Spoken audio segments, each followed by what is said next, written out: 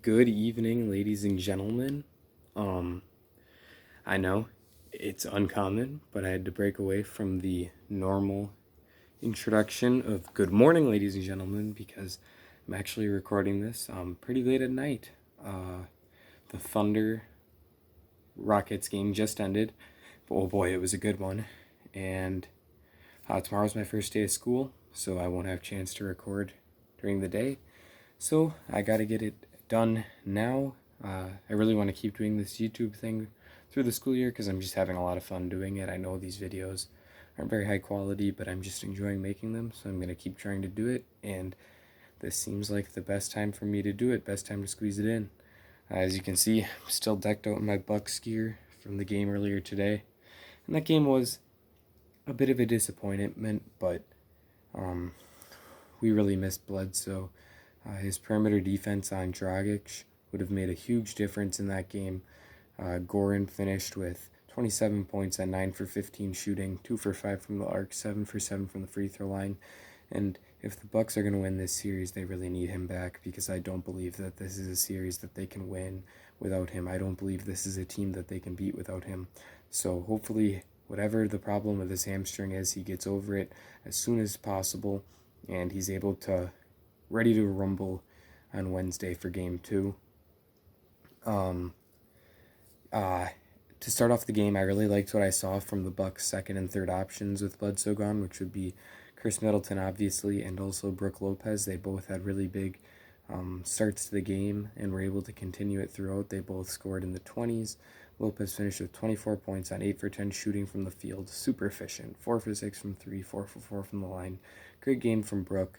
I feel like Budenholzer kind of shied away from playing him as much in the second half, which might have been a bit of a mistake considering how important he is to this offense and how much he had the ball rolling in the first half.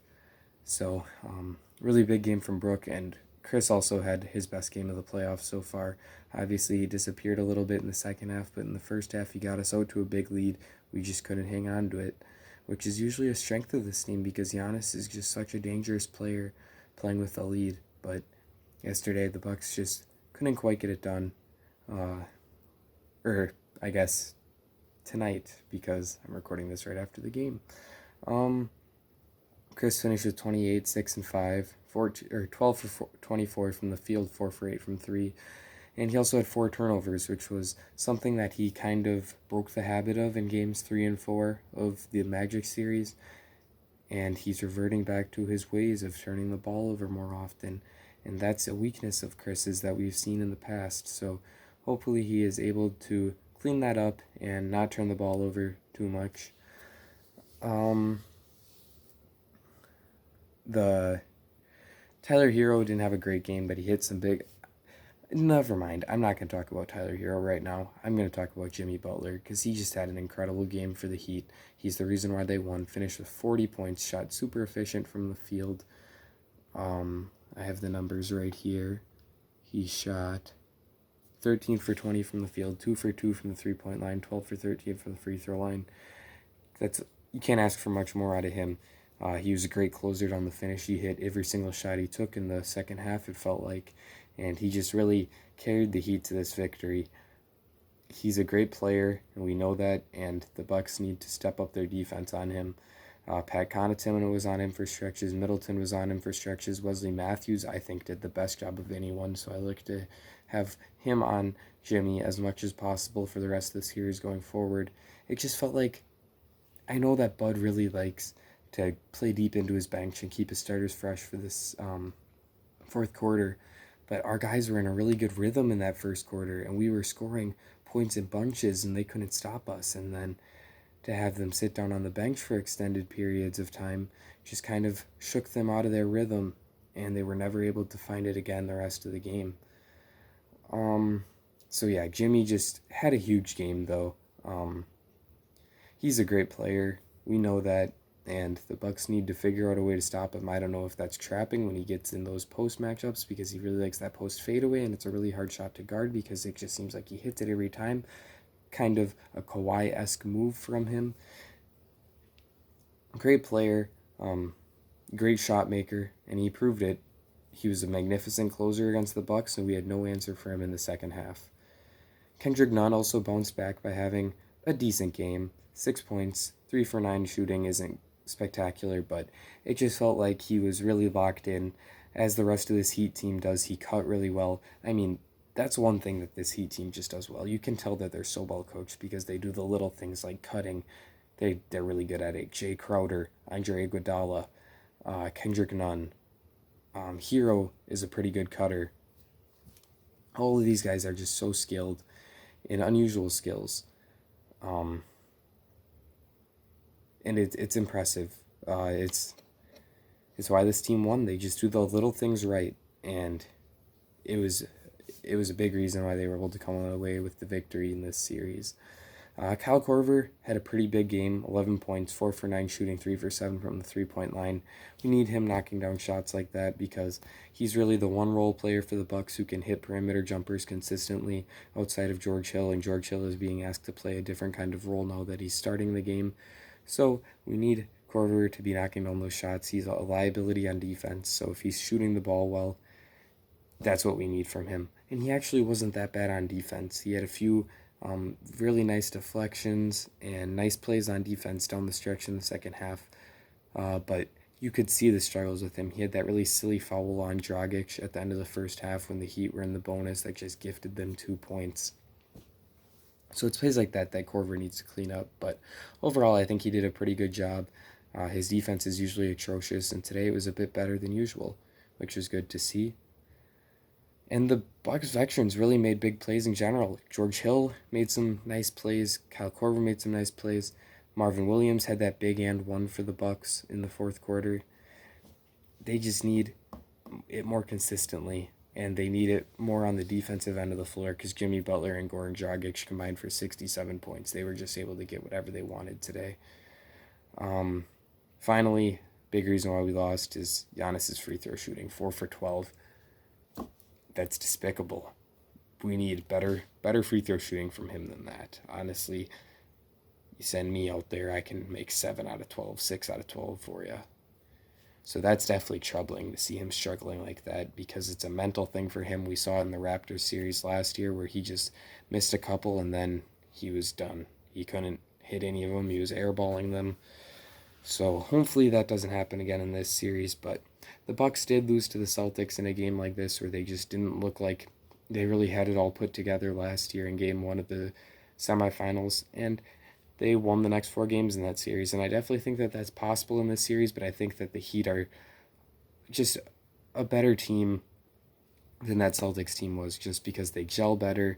They don't necessarily have better players, but they're a better put together team than that Celtics team was, and they're good. They have the players to exploit a lot of the Bucks' weaknesses, and they certainly did that today. The Bucks shot 16 for 35 from the three-point line, which is outstanding, but it still wasn't enough to get the win, and that's definitely scary for me as a Bucks fan. I hope that we can pull it together and win on Wednesday because going down 2-0 against a team like this Heat team, a veteran team like this, is definitely a scary proposition.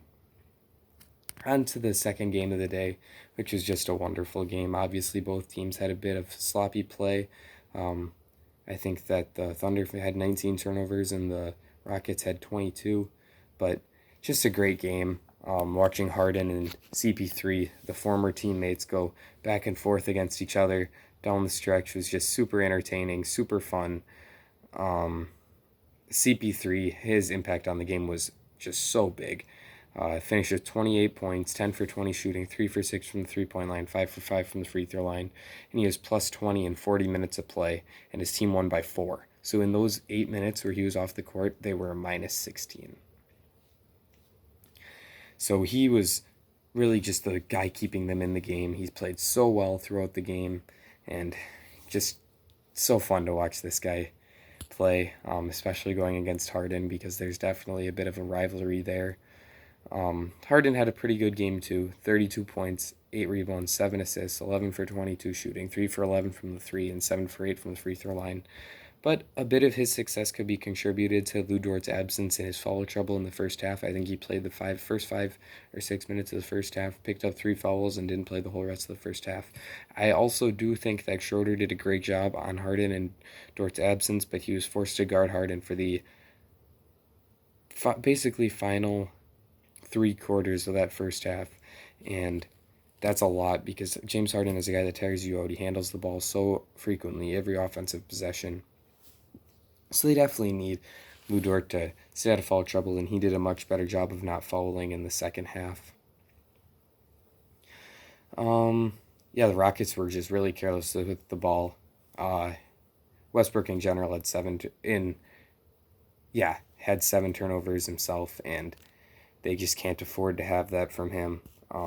Especially down the stretch, I think he had 3 or 4 turnovers, and he just needs to play better for them to win. Especially down the stretch like that, because he's just giving away empty possessions, and Chris Paul was taking advantage of all those possessions. He hit big shot after big shot in the fourth quarter, as did James Harden, which makes me question the coaching aspect of the Rockets. Why is the ball in Westbrook's hands at all when Harden has just been hitting big shots and Westbrook has just been turning the ball over? It seems obvious that the ball should be in Harden's hands. So that was a bit of a disappointment for me. See that from the Rockets. I definitely think Harden could have put them in a better position to win. Lou Dort had a much better game on offense. He actually made 2 out of his 6 3-pointers instead of the 0 for 9 performance he had in Game 5. He finished with 13 points, 5 for 9 shooting, as I said, 2 for 6 on threes. But what I really liked from him was something that I've been preaching that he needs to start doing more often.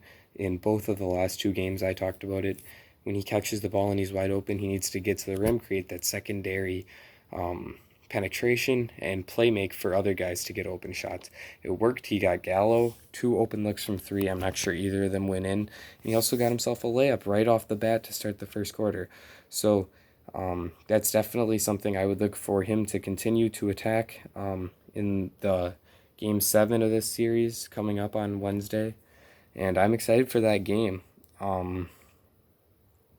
Rocco really got going in this game. He finished with 18 points, 7 for 11 shooting, 4 for 6 from 3. So that was definitely huge for him. But perhaps even bigger was his impact on the defensive end of the floor, where he had 5 steals and 3 blocks. So it's great for Rockets fans to see him going. They gave up a lot for him. Clint Capella was their 3rd best player, and they traded it for a guy who hasn't been hitting shots and hasn't looked good on the defensive end of the floor.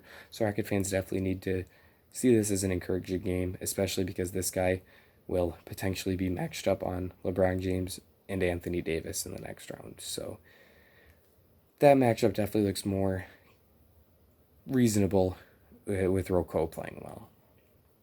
Danilo Gallinari also had a big game for the Rockets. He finished with 25 points, 9 for 17 from the field, 4 for 9 from 3, 3 for 3 from the line. He's just a really good scorer, and he throws a different look at them, at the opposition, than the guards CP3, Shea, and Schroeder do. So they just need him to continue to provide that consistent scoring, and it will go a long ways for this team in this Game 7, which is a game I'm really looking forward to. It's going to be CP3 versus Harden. These two are going to be leaving it all on the floor. They both want to advance. They both want to get out of the first round and have a chance at that Lakers juggernaut. Steven Adams' offensive rebounding is a big impact. He created so many extra shots for this team. He finished with 14 rebounds, but 9 of them were offensive. That was a really big deal for this team. Yeah, I just can't wait. Stars on both ends of the floor with CP3, Shea, and Gallo facing off against Russ and Harden. Just can't wait to see what happens with this game. It's a toss-up in my mind. I don't want to make a prediction because I just think it's going to be a great game and I can't wait to watch it. So, yeah, another really fun day of basketball. And I'm excited for tomorrow, Game 7 of the Nuggets Jazz series. That's going to be incredible. Can't wait to watch it. And then, obviously, you also have Game 2 of the Celtics-Raptors series, which I'm looking forward to as well. Hopefully the Raptors can look better than they did in Game 1 and come up with a big victory in Game 2. Siakam's really the key for me. He needs to play much better there. The Celtics are too good of a team for the Raptors to overcome his struggles, so he needs to step up and play like the best player on this team and take advantage of that championship experience that he got last season. Well, ladies and gentlemen, I think that's all for me, and I will see you all again very soon. Drop a like, subscribe, and leave a comment on what you thought of my commentary. Thanks for watching.